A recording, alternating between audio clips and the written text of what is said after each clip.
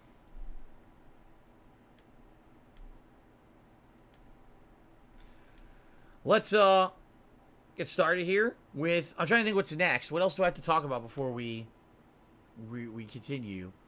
I'm just trying to make sure there's no other odds and ends or anything I wanted to talk about. I think I've covered everything.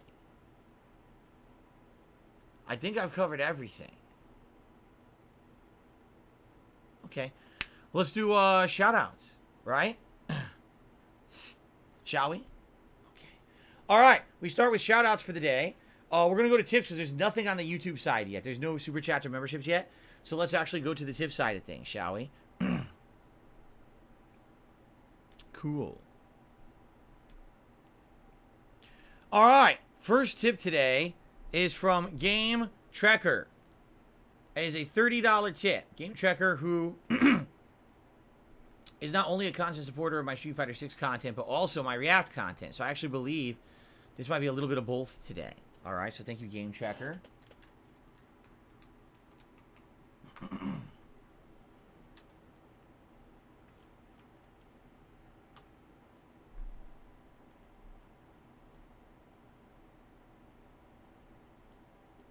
Okay.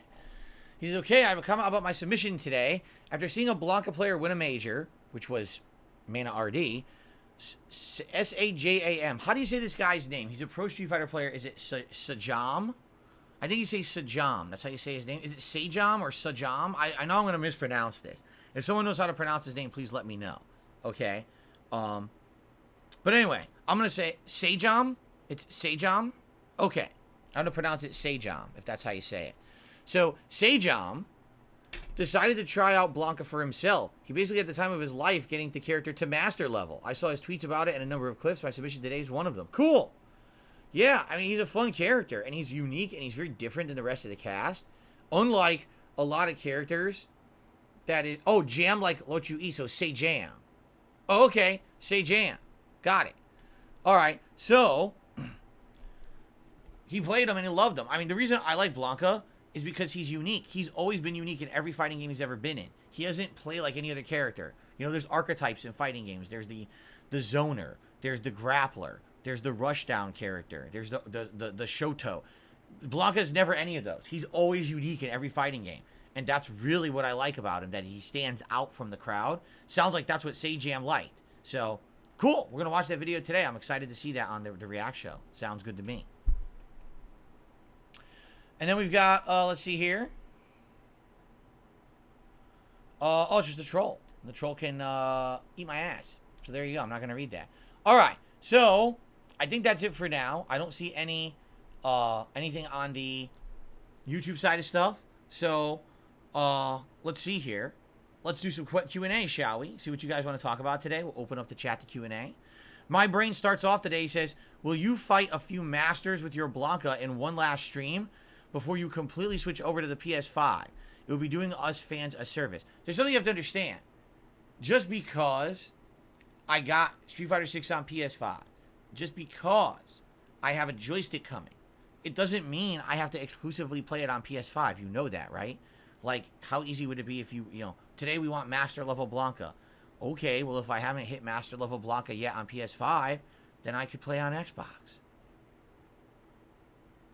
Right, you know, it's not a permanent, it's not like I had to migrate my account over and now I'm stuck playing one platform or another. The way that they've done it is that each platform has its own standings, but it's still, you can play it on any platform you want. You know, I'm not deleting Street Fighter 6 from my from my Xbox. In fact, you know, the progress I made with World Tour, absolutely, when we go back to World Tour, which we will, I'm playing that on Xbox. I'm not starting over my World Tour on PS5. That's crazy, right? So, yeah, I will absolutely be saving it. And, you know, I guess what we'll see is I definitely don't want to do that right away. When I play on Tuesday, I want to jump on PS5. I want to use my new joystick, which hopefully will show up in time because I don't know when it's getting delivered. They haven't said yet. They said it's coming Tuesday, but they literally never said when it's coming. So because I don't know when it's coming, I don't know if it's going to be here in time for the stream. If not, I'll still use my Hori Real Arcade Pro 4, but I know it's not as good. That, like I said, I tried a few matches last night. I was disappointed. It's really the joystick that's the problem. It's not the buttons. I think the joystick's kind of worn out. But, anyway. So, don't worry about that. We have opportunity to do that. But the thing is, I really feel, this is me being honest, I feel very comfortable playing with Blanca and now playing with Honda. I think that I could pretty much level them up to equivalent level where they are on the Xbox, on PS5, relatively fast. Maybe just a few streams and they'll be up to snuff. So it's probably what I'm going to be focusing on. Really, that's probably what I'm going to be focusing on, okay?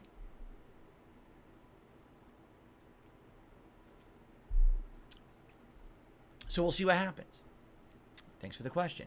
Avi Junker has re-upped his membership for 11 months. And he asked the following. Do you ever miss or regret things for your competitive Street Fighter days? Do I miss or regret? Those are completely different questions. Do I miss things from my competitive Street Fighter days? Sure. I miss traveling the country, seeing various different cultures and parts of the USA. I miss hanging out with people and having a cool time, because not only is it about the competition, but it's about meeting people from different places, different cultures. It's about, you know, having the opportunity to travel and having a good time. It really is. It's very fun to do that. I you know, to some extent, playing people at very high level is very exhilarating. It is. To actually go to a tournament and you know you're in the finals, or you know and you're placing well. It's really fun. And I do miss that. And also, you know, food and stuff from different areas when you're traveling as well. All right? So there are some things that I do miss from those days, for sure. Are there things I regret? I've already told you all about my regrets from the fighting game days. That back in the day, I used to essentially be a troll, right? I was someone who online would talk the maximum amount of shit to rile people up, to get people upset.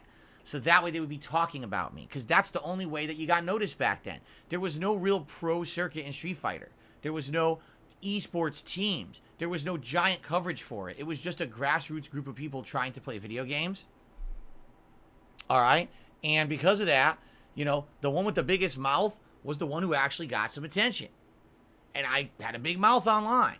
And I already told you guys all about this, the trouble I got myself into, and a lot of people hated me. But then they would meet me in real life and be like, why the hell are you such an asshole online? You are nothing like that in person. Why are you such an asshole online? Like, because that's how it rolls, man. That's how you get some attention on your name. That's how you get people hyped for your matches at the tournament. That's how this happens.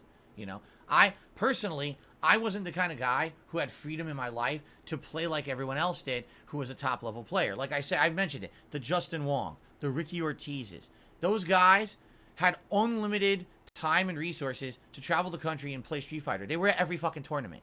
So because of that, they were always top players. I didn't have that. You know, I had limited time, limited resources. I'm busting my ass working to pay bills and shit, and to every once in a while save up enough money to go to a major tournament. So for me to actually have that hype behind my name at the tournament because I talk shit online, that was the way to get noticed. You know what I mean? But you know, I do regret that now, because now I'm older. Now I'm more mature. I'm wiser. I say, did it really make sense? Honestly, did it really make sense for me to be going around talking shit, insulting people, pissing people off constantly? No, it didn't. It didn't make sense at all. You know, and I look at a situation like, you know, looking back at some of the dumb shit I said and did, and I behaved, and the drama I caused at tournaments and stuff. For what? For what real reason? It's stupid. It's immature. But back then, again, I used to tell you guys, I used to see myself as like, in pro wrestling, you got the face and the heel. Well, I always got noticed for being the heel, the guy who was the villain who talked shit or whatever, right? It was dumb. It really was, and I regret that. I do, and I've already personally apologized publicly for it. You know, I actually sent out private apologies to people who I felt like I've insulted over the years and stuff like that. I don't do that shit anymore. You know, if I'm gonna insult you, I'll insult your game. You know what I'm saying? Like, if I'm playing online and I don't like the game, I think you're playing a pattern player. Yeah, I'll say, oh, you suck ass or whatever. But I'm not going to make it personal. I'm not going to hunt you down. I'm not going to be posting on fucking forums and harassing and abusing you. That's the shit I used to do, you know? You go on SRK, you stalk someone, you be a dick to them constantly to try to cause drama and shit. You know what I mean? So, yeah, for me, those are the things that I regret about back in the day. Because maybe if I wasn't such an asshole, then maybe, you know, things wouldn't have been so negative in the Street Fighter community. You know, a lot of people just they really didn't like me because of my personality online. It wasn't because of my level of skill in games. It's because I was just an asshole online. And now I understand that, and I don't want to be like that anymore. But you can't change the past. That's why I do regret having acted like that in the past. You understand? Okay. All right. I received a tip here. Let's take a look.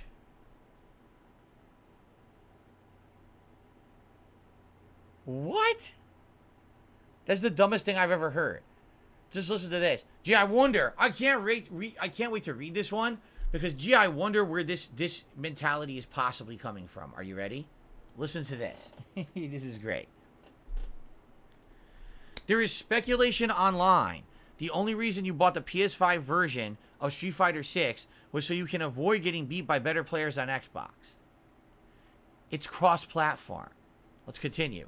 People are saying you're just going to pad your stats on PS5 playing crappier players. It's cross-platform. Did I not say what I hope I can do is very quickly get back to where I was? For example, with Honda, I'm at 3-star Diamond. That's after 1 day of playing Honda on Xbox. What makes you think I can't do that on PS5? I'll be back there within 1 or 2 sessions. With Blanca, yes, it took 2 months to get to Master, but that's because it took me over a month to get to Diamond. You understand? Now, I'll probably place in Diamond. After playing my ranking matches, I'll go right into Diamond and turbo through. This is the dumbest thing I've ever heard because it just shows a complete lack of any kind of conscious, intelligent thought in regards to fighting games or how this game works. It's cross-platform. You're not running from players. You're playing the same players on any console. It's just that I have to get through those rankings again quickly. So it's the most insanely stupid thing I've ever heard. And take a wild guess who's saying that, right? The dumb fuck trolls who don't actually understand at all how Street Fighter 6 works, right? So if they're that dumb, I don't know what else to say. I don't know, if you're that stupid, you don't understand Street Fighter 6, but you want to spin everything into a toxic, negative thing towards me, I can't help you if you're that stupid. I wish people weren't as stupid, and they didn't literally make stupid narratives that then people blindly followed because they're also stupid and they just want to believe toxic, negative shit about people on the internet. Like, there's literally nothing factual in the statement. It's just stupidity. My whole goal here is to get as fast back to the rankings I have on PS5 as I had on Xbox, right? So what are you even talking about? Makes no logical sense whatsoever, but that's how these people are. They're really dumb. All right. Lavinia has been spamming the stream chat, I shit you not, for an hour. Okay? Moderators have warned her to not do it, and she kept doing it anyway. So now it's time to address the very important comment from Lavinia. You ready for this? You want to address how you treated me like a dunce and replayed out your intro for me because I said exactly this to you about your mini PC. Well, we already addressed this, but I guess we'll do it again. So hold on a second, everyone. Let's have another special restarting of the podcast this morning, 2 days in a row for Lavinia, since she wants me to go back and readdress it. So here we go.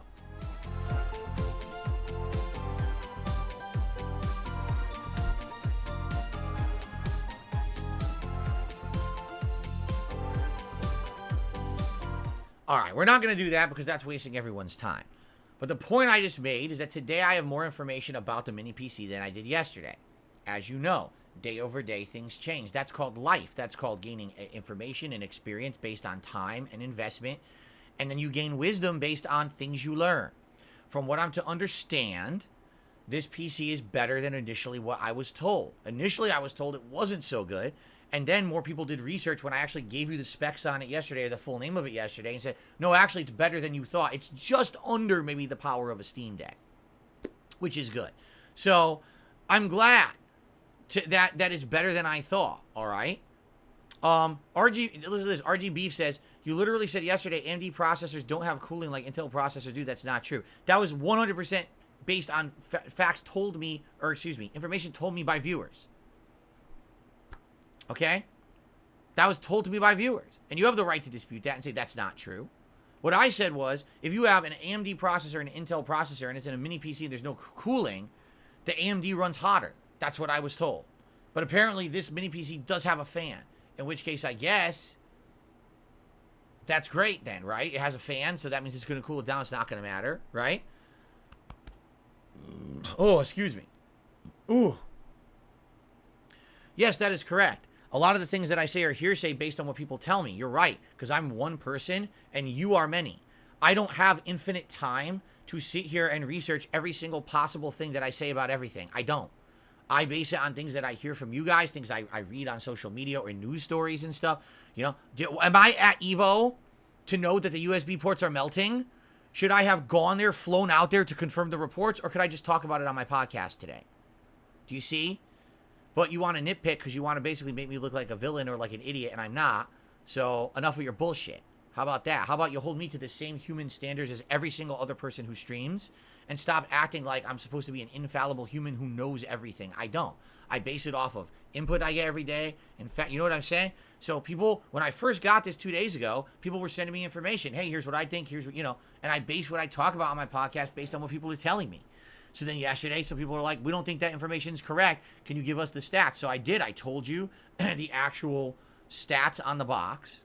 Okay. People researched it overnight and now came at me overnight and actually left me comments and were like, no, actually, you don't even understand. That's actually way better than you think it is. You can play some 3D games and things on there. Again, not high settings. It should be fine. It shouldn't overheat. And I was like, oh, that's good to know.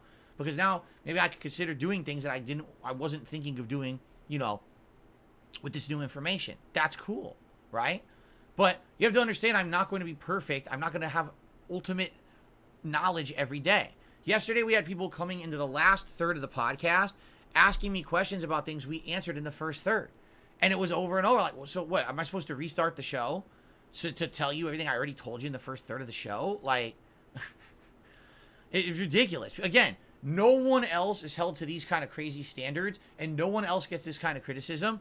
Only Darkside Phil, because people want to sit here in a toxic environment, all right? And they want to be rude to me on my own show where I'm just trying to entertain you every day, acting like this is some kind of a fucking scientific show about PCs or something. It's not. So, newsflash, this isn't Linus Tech Tips. This isn't Digital Foundry. This is DSPGaming. I'm a 41-year-old guy who has very limited knowledge about this stuff, and I'm just winging it every day. It's time to stop being assholes. All right? Really. And if you want to live in that toxic asshole world, then stay off my streams, because I don't want you here. I don't want people coming and spamming my streams, demanding things for a fucking hour from me. Yes, perhaps you could have thought that yesterday I was being rude to you, Lavinia, but literally you sat here in the chat, spammed my fucking podcast, demanding my attention during the time that wasn't even Q&A. Fuck off and get banned and don't come back. You're an obnoxious individual, and we don't want your kind around here. We want people who are actually here to have a good time and be chill. So fuck off and kiss my ass. Okay. Much better now, isn't it? Because now she's not spamming the chat anymore. Because, by the way, her name's not Lavinia. I know who that is. As always, these people who come by are just sock accounts of other people who have already been banned a million times. I know who that was. They've been here for months. Again, I'm being nice. I don't reban them. But then they look for opportunities like this to cause drama. And that's all it is. This is more drama bullshit. And I take care of it. And here we go. Now, here are all the trolls. Oh, blah, blah, blah. Okay, so goodbye to you. So here we go.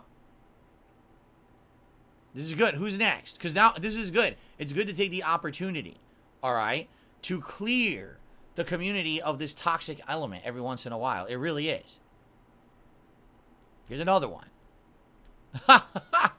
Clear the air. Wipe the toxic right out, right? It's ridiculous. And by the way, notice how the regulars are actually very happy about this, because now we don't have to listen to this bullshit anymore, right? It's like, why the fuck are we wasting time on this nonsense? Why on the... Oh, of course. SD Charger says they're just going to flood back in a couple of days. You're absolutely right, because this is what they do. They come in with their sock accounts, and they change all their names like I don't know who they are. And I'm very nice. I'm very nice to these people. I don't immediately reban them when they come back. That person in particular had been banned multiple times. This was like their 5th sock account. And I'm like, dude, all right, I'm going to be nice. And then they come in here with a know-it-all attitude yesterday. Oh, here's my opportunity. I finally got Phil in a gotcha moment because I'm researching his mini PC and it's better than he thinks it is. So here, let me come to the fucking podcast mad late in the last 20 minutes and tell him he's all wrong just to get him in a gotcha moment on his own show. To which case I'm like, no, I'm going to make fun of this because it's stupid. No one cares. I don't have the data. We'll have more data. I'm sure people will research it. So now, this person literally sat in chat, just so you guys know, watch it on demand because you have no idea. Since the moment I started the podcast this morning, we're running over an hour now. They have been spamming the chat. Are you going to apologize to me? Because I'm right about your PC and you're wrong. And blah, blah, blah. What?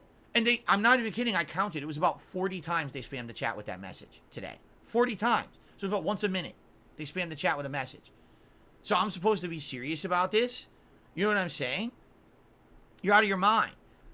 And by the way, no, that wasn't a supporter. That's someone who's been gifted memberships 3 times in a row, and it's a sock account of a fucking troll. I know who it is. Like I said, I know all these people who are coming in and act like this. Normal people don't come to the streams and act like that. All right? That's someone, oh, it's all about me. It's not. It's my podcast, not yours. All right?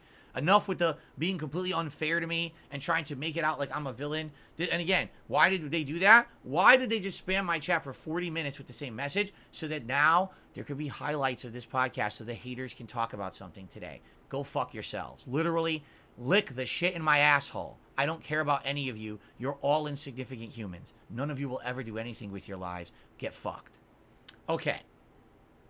Let's continue. Hans on Gaming did a super chat, says, how much money for a mini PC stream tonight? Nothing. Because I need to film the private react videos. I don't know how long that's going to be.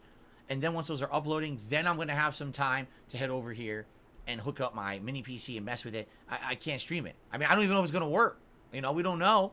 I have to get it hooked up and working with my capture setup and all of that and all this stuff. So there's no stream tonight of the mini PC. You know, I will be hopefully getting it working, and then there will actually be mini PC stuff in the future, but not tonight. Okay? Okay. Let's see here. I received a $1.30 tip.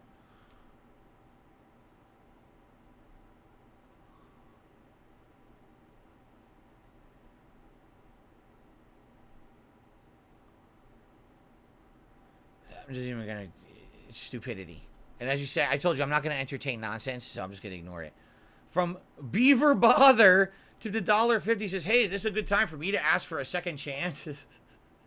Oh, you think this is the perfect time to ask, huh? Really?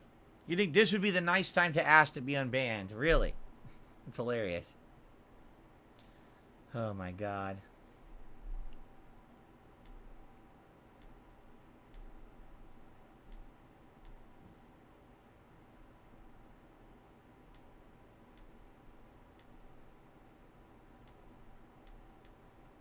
All right. Broly did a oh my god, excuse me. Broly did a super chat. He says, "Who is your teacher for ACE certification?" Oh my god. Seriously. This guy's asking me. This is my ACE certification. You mean when I went into about 80 hours of training over the course of about a year to learn how to do achieving competitive excellence at my former helicopter job that I was laid off from in 2010, 13 years ago, the training of which took place 2 years before that, so probably 15 years ago. You actually want me to remember the name of the instructors that taught me, of which there were multiple.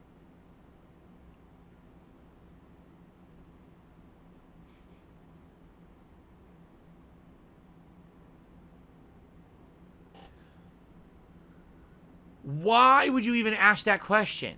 Why does it fucking matter who taught me achieving competitive excellence at a job I haven't been at in 13 years?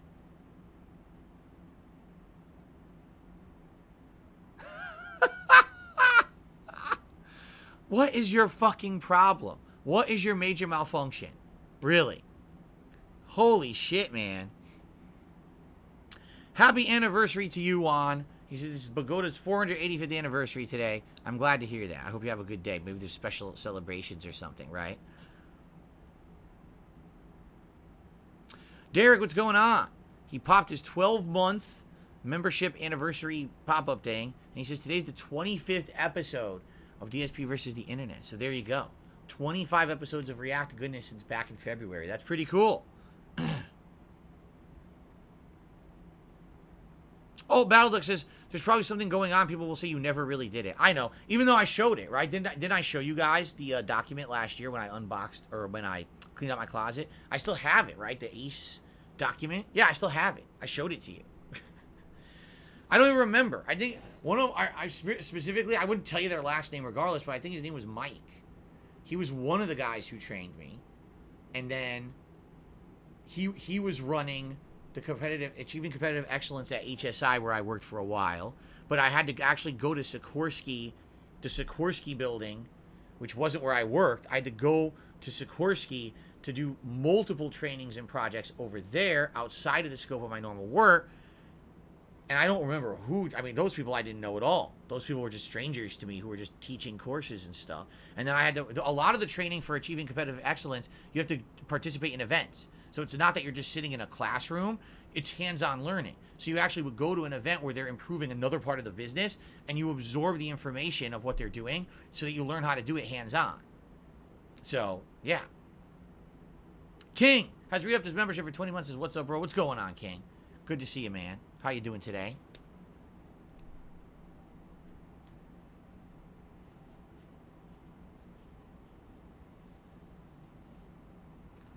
What line of work was it? It was aftermarket support for helicopters. Basically, a major company would buy a helicopter. Okay? Now they need to operate it. It's called aftermarket. So if it breaks down, if a part gets worn out, they would contact us, and we would either figure out exactly where, you know, where they would have to buy the part from, or we would take in their broken parts and send it to repair facilities, get it repaired, and send them back. Sometimes we had swapping programs.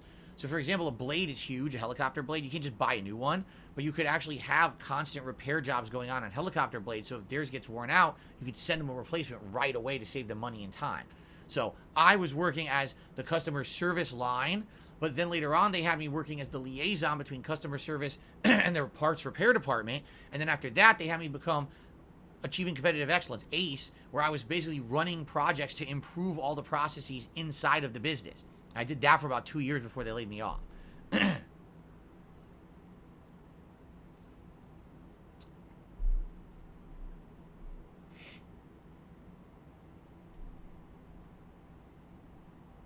Okay.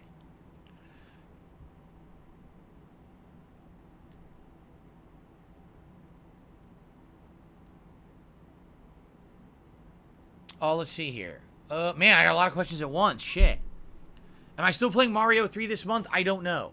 There didn't seem to be a lot of interest. I really wanted to play Mario 3, and when I initially brought it up, people weren't really excited for it, for whatever reason. There wasn't like a bunch of people saying, hey, that's great that you're doing that. So maybe it's something that people aren't interested in. I don't know. All right.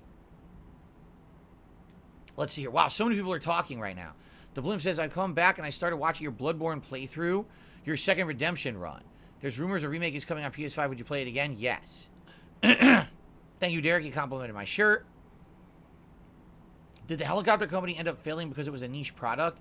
No, it ended up failing because there was an economy crash. And when the economy crashed, these companies didn't have enough free funds to really operate helicopters anymore. A lot of them said, fuck it, it's not worth it, it's not cost effective, and they got rid of their helicopters, in which case there wasn't enough business to support the market, and that's why the company basically downsized, and eventually outsourced, and that's why that company doesn't really exist anymore. JDTV, I have no idea. He says, what are the advantages or disadvantages of using a hitbox over a fight stick? I don't use a hitbox, so I don't know. There's potential advantages, but I can't answer that because I've never used it, so I don't know if they're real or not. Savage Chude says, I know you're not playing Baldur's Gate 3. How awesome is it to have a game like that released fully without microtransactions? It's good. It's cool. It's good that they actually put enough effort into the game that they feel like people will just buy it and they'll make their money off the sale rather than the game as a service model, right? That's really good. Let's see here. Let's see here. There's a lot happening all at once. Jeez. So here we go. Another troll. Ignore the troll here. Red Cherry Driver. So I think you're using the word thus incorrectly. The word thus should be used at the place of therefore, not this or that. Okay, maybe I am using it wrong. Thanks. Okay, moving on. Okay, gotcha. Thanks. Thanks for telling me. Okay. Let's see here. Does my mini PC arrive today? Derek, it's here. I've just showed it for 3 days straight on camera. What are you talking about? It's been here for days. Did I ever listen to Ride of the Valkyries when in a helicopter? I've never been in a helicopter. So no. No, I've never climbed a tree. Can we redo the intro again? Sure. I got a request to redo the intro again. Here we go. This is for Lavinia. Oh, wait, Lavinia's banned. Fuck that. Stupid troll. Anyway. Wade says, which Street Fighter game did you have the most fun playing online and making content for YouTube? Street Fighter 4, Super Street Fighter 4, Street Fighter 6, Street Fighter 2 HD Remix, or Street Fighter 3? Your HD Remix was the best. You were great at it, and you were really funny. The thing with Street Fighter 4 was so weird because it was the first time there was a major Street Fighter game in over a decade. Like, Street Fighter 3 was what, like 1999? And even CVS, like CVS 1, 2, or 2001. And then all of a sudden, 2009, Street Fighter 4 came out after this insane hiatus of new Capcom games. And it was weird because I wasn't used to that. Like, I was so used to playing the retro games. So I liked doing it, but I really was never good at Street Fighter 4. Be honest with you guys. You know, I really wasn't. I was okay. I was probably like average level. But I never would have gone to a tournament and really won or anything like that. And quite honestly, when I first attacked Street Fighter 4, I thought, oh, I want to get competitive. And then what happened was that first year when I was playing it, I realized I was getting more views and attention dicking around in the game and having funny sets like the Madness series and stuff than I would have been if I was going to tournaments and recording the tournaments. People didn't care about the competitive nature. They wanted to have fun. And that's when I realized being a variety streamer was more important to me than being a good competitive player. So I changed my mentality then, you know. I would say original vanilla Street Fighter 4 and Super Street Fighter 4 were great to cover. After that, I completely fell out of love with the game. Because every time there was a new version, there was more tweaks to the balance, another character, you got to learn their whole thing. Oh my god, now Fei Long is overpowered for some reason. I was like, fuck this. I don't want to bother with it anymore. Because I wasn't a high-level competitive player, nor did I aspire to be. You know, I like, obviously I like Super Turbo. I don't think HD Remix was great. I think HD Remix was alright, but it had a lot of problems, and it wasn't as good as the original Super Turbo. So as much as I enjoyed playing it, that was the only one I could play, because no one else cared about the other versions of it, because it was the only one out for modern consoles. Like, you couldn't have played Super Turbo on a console at that time, you know? So, in that regard, you know, I liked playing it, but I wish I would have been playing original Super Turbo, honestly. You know, I don't know. Would I have the most fun playing? I don't know.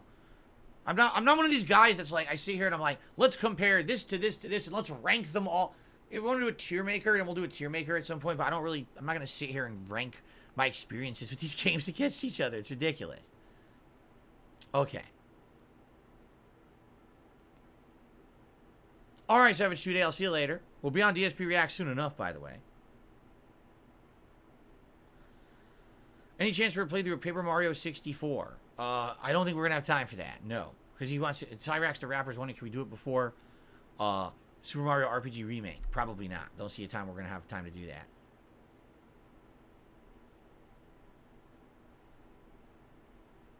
What's for dinner today?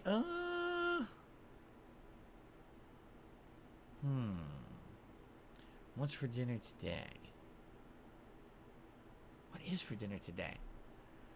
Oh, I think we're having Mexican bake today. Yeah, I think we're having Mexican bake, which is essentially layers of like rice, some ground cooked and seasoned turkey, refried beans, salsa, enchilada sauce, that kind of stuff. And it's kind of weird because it's kind of like it's kind of almost like a lasagna in a way, but it's a Mexican style. You know, it's got tortillas. You know, it's no pasta. It's like tortillas with all that stuff wedged between. And you cut it up like a lasagna, eat it like that. It's really good, by the way.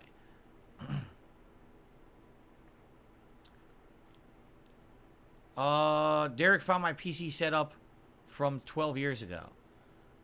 You're talking about the PC from, like, before I moved out here. That's a really old one. That's in the closet. That doesn't work.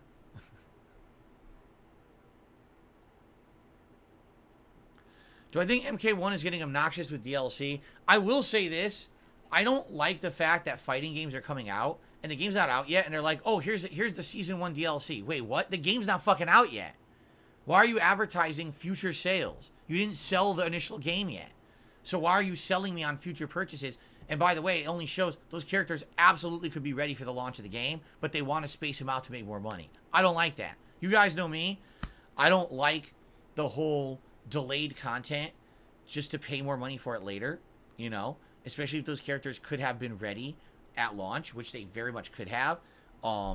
It's just a way for them to have that games of a service model, and it seems like fighting games are one of the few game genres that gets away with it still, and no one really criticizes it, and I don't really understand that.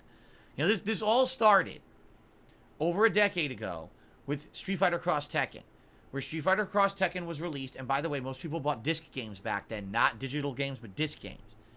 And it was discovered through data mining that all of the upcoming DLC characters in the game were already in the game. That all you were going to do is spend money online to get a tiny little piece of code to unlock the character on your disc, which already existed. So essentially, unlock the content you already paid for with more money. And people went nuts for that. They were like, that's what actually really made Capcom look bad and what killed their fighters for a very long time. But then they decided, all right, well, you see, haha, check this out. We'll just fool them. Instead of having it on the disc, well, now it's digital only. It really won't be on the disc. But think of it this way. If NetherRealm already knows every single character coming in Mortal Kombat 1 as a DLC in the first year, don't you think they fucking have them done? Of course they do.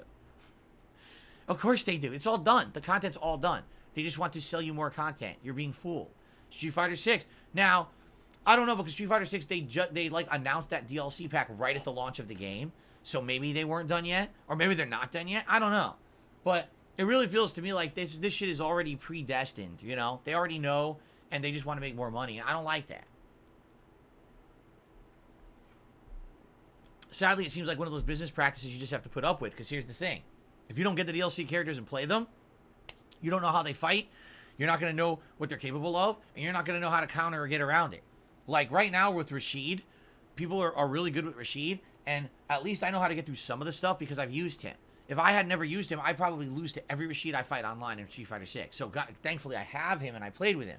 But I do feel like that'll be a problem. If you don't have them all, you're going to essentially get counterplayed. You know what I'm saying?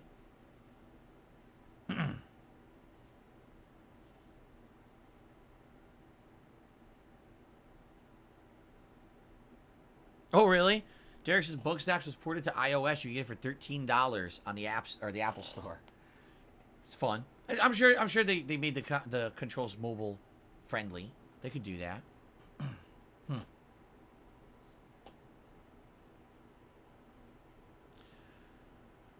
Avi Jonker, as I've said, he says, after you redirected your React channel, would you bring back content like vlogging? No, I told you, I'm not vlogging in my house or anything anymore. Those days are over. Those days are long over due to privacy, invasion and stuff. I mean, let me put it this way. All right? I revealed to you guys that someone donated a mini PC, not really knowing much about it or its specs. I speculated. We talked about it on the podcast. That's kind of the point of the podcast. Literally, we have fucking trolls coming on this podcast to try to get me in gotcha moments. Ha! I know more about your mini PC than you, and you're completely wrong, and ha ha ha. This is how they act, right? This is based on me just holding up a mini PC box. That's how they act. They try to turn anything I do into drama when there's no drama present. Here we're having a good casual time. We're just enjoying talking about this thing. I'm going to hook it up and mess with it, learn about it. But they need to know everything about it early and then tell me they know more than me and I'm wrong and all kinds of crazy shit like that. Can you imagine if I walked through my house with a camera right now, which I don't have. I don't even have like a camera I could do that with. But imagine if I walked through my house and I just recorded everything.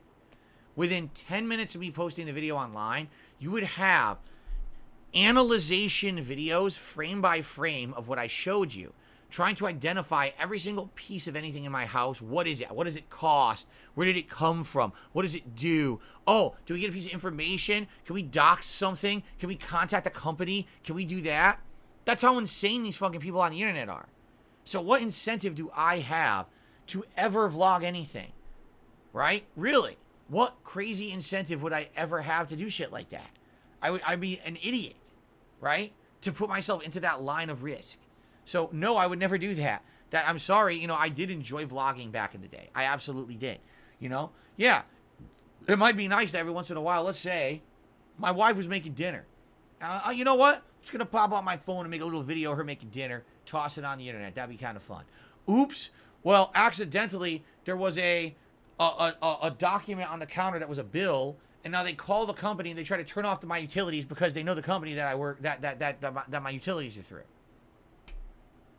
Right? Or, oh my God, there was a blender on the countertop, and they noticed that it's a brand of blender, and they go online and they claim the blender costs $400. This is where Phil's money is going. See? You see? This is see?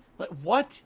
I'm telling you, these people are obsessed crazies, and I don't put myself in that line of risk very well because of that. Like, there's no point. You know, there's literally no benefit to have it. Other people can do shit, I can't.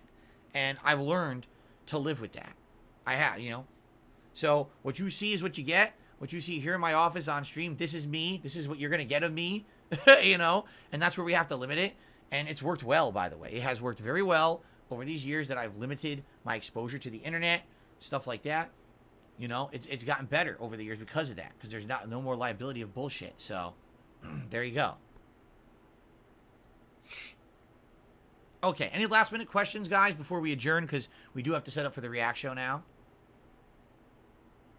Oh, I know. Wade says, man, those old Christmas decoration videos were so fun. We understand your frustration. Dude, I loved it. I loved doing those. That's just a little bit personal stuff with me and my family, right? That I get to share with you. And I can't share any of that anymore. It's fucked up. It's fucked up that these people have acted like this to me, right?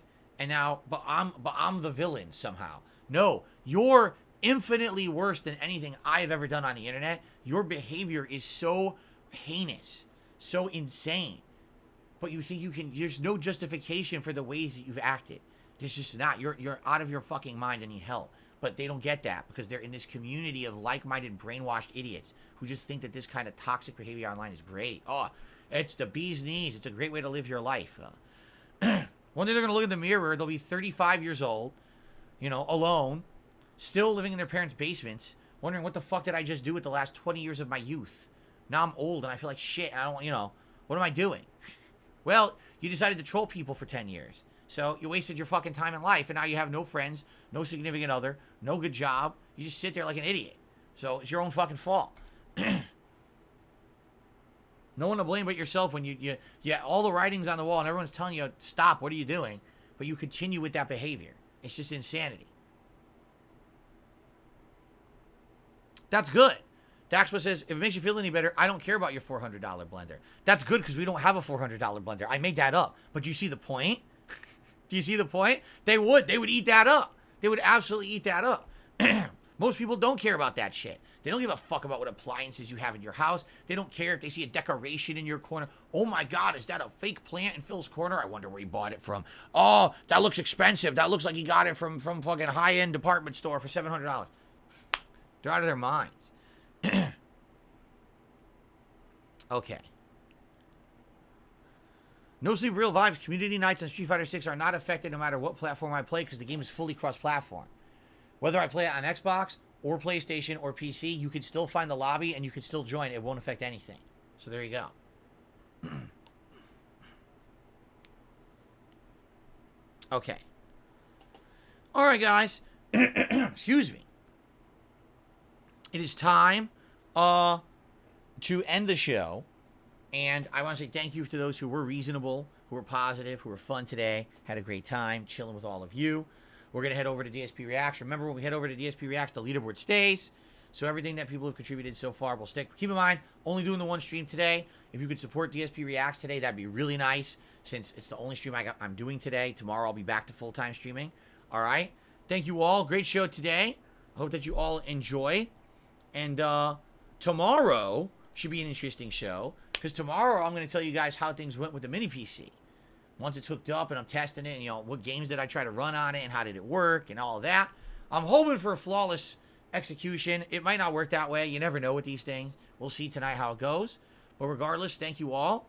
Thanks for watching the show, and see you tomorrow for another fun day.